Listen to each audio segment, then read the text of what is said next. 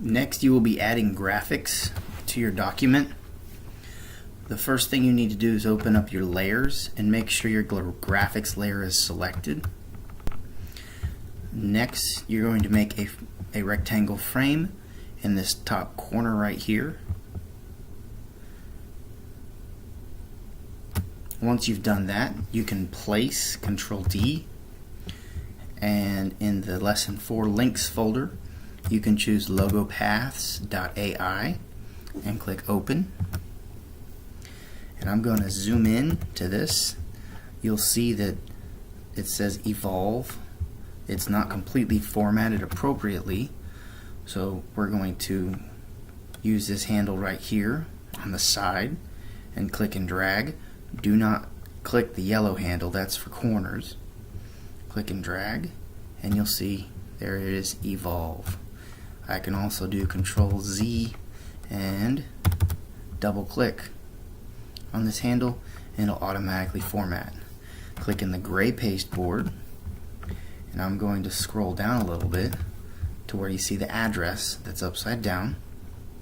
We're also going to go to File, Place, and we're going to place the same Evolve logo right here, right below the upside down street address. And as long as my graphics frame is selected, I should be able to place it appropriately. And it's trying, if you look carefully, it's trying to place it inside of this text.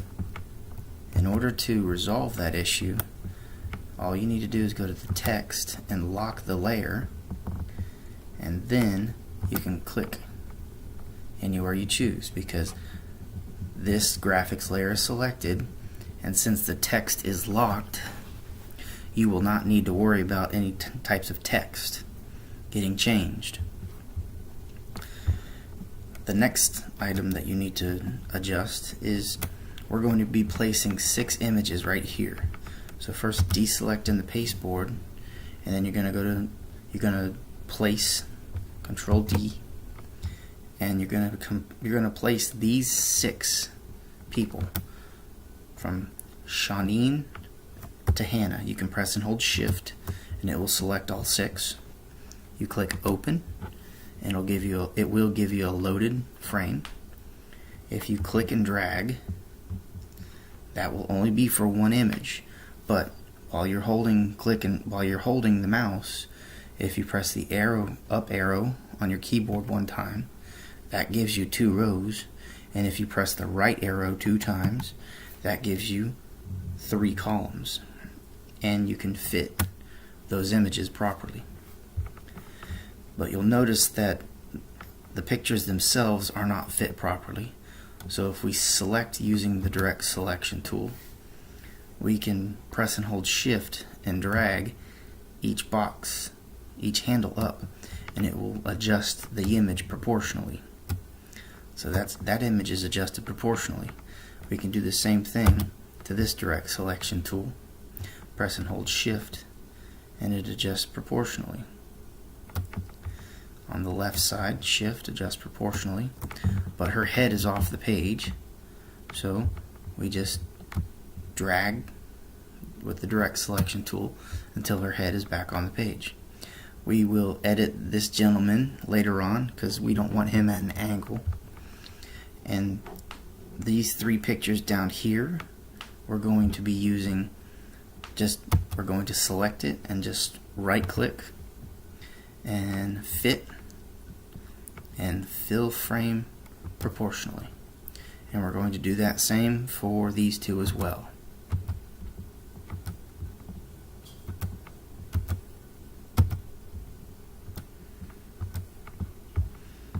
And then I deselected. If I go to my links panel up here, you'll see that these are my 6 items, my 6 images that I just placed right here. And when I select each image without selecting the direct selection tool, if I select each image, press and hold Shift, I have all 6 of these images selected. We're going to be putting metadata on each image. A metadata is just a photo caption. First you go up to the links panel and go to the menu and you click on captions, and then you go to caption setup. The text before, you're going to put photo by with a space. The metadata is going to be the author. Text after we're going to leave alone. Offset is 0p, let's make it 0p2. And paragraph style, we're going to do photo credit. And we don't have to worry about layer as image. We want below the image, photo by, and we'll click OK.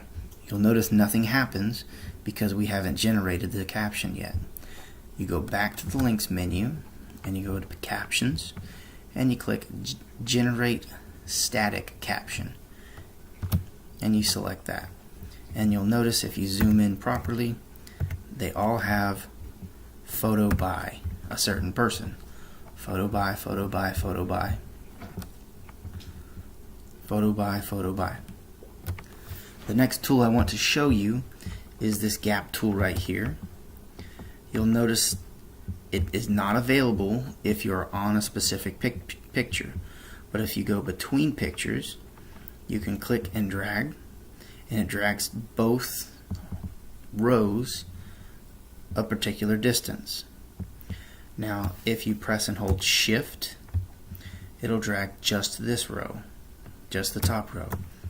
If you press and hold shift control, like on the bottom row, it'll make them wider. Here's a triple the size. This is the gap tool. If you press and hold shift, it just goes over a row. And if you press and hold shift control, it does this. If you hold the shift button, it'll go just this row. This is without the shift, this is with shift, and this is with shift control.